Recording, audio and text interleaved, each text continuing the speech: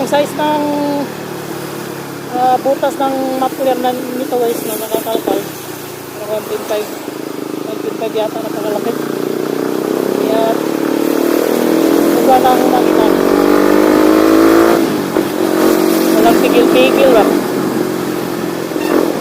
Saka may napansin din ako dito guys. Yung brake niya sa unahan.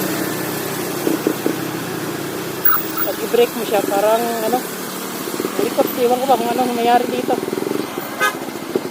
Parang ano siya.